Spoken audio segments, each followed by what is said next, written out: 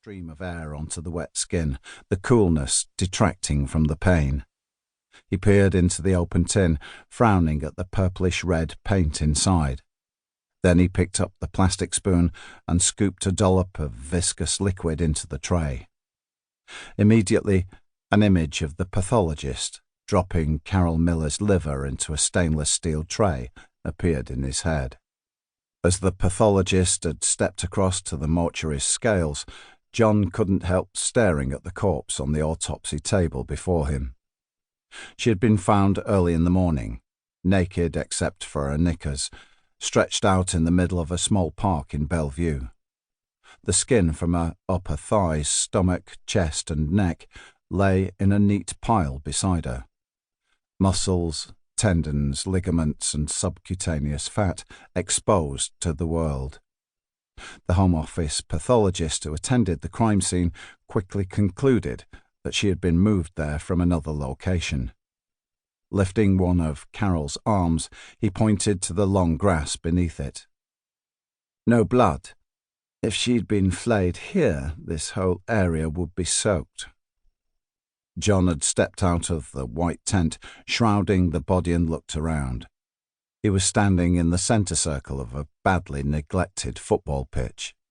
It had rained during the night, washing valuable forensic evidence off the body and blurring the many footprints in the patches of mud around it. The area was overlooked by residential properties. Dotted in the unkempt turf was lump after lump of dog shit. Apart from late at night, the animals' owners must be using the area as a toilet for their pets, almost continually.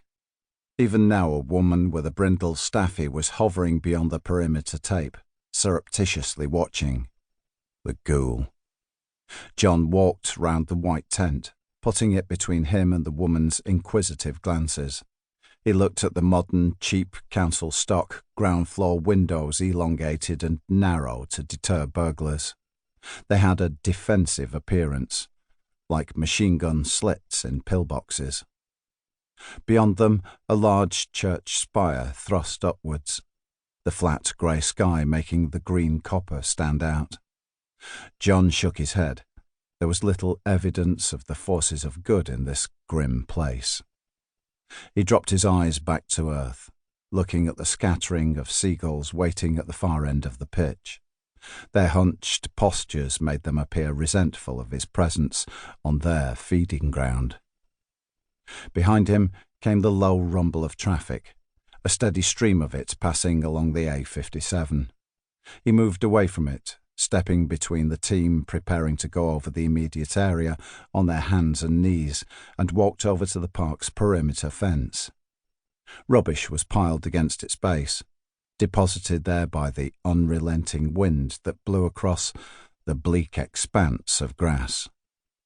At the top of the park was a basketball court, the cracked concrete furred with patches of moss. Fragments of glass crunched under his foot as he paced across it. On his left, he counted another gate into the park. That was the fifth. By the time he'd circled the perimeter, he'd counted 7 more. 12 possible entry points for the killer.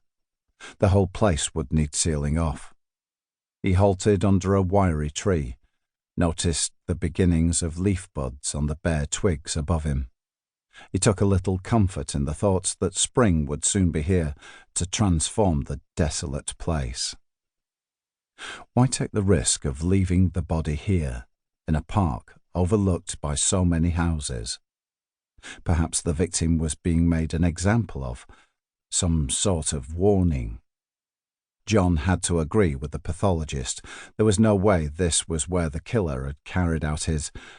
what? Surgical procedure? He walked back to the tent and stepped inside. There was a bit of disagreement about the first victim, whether her killer had any surgical knowledge.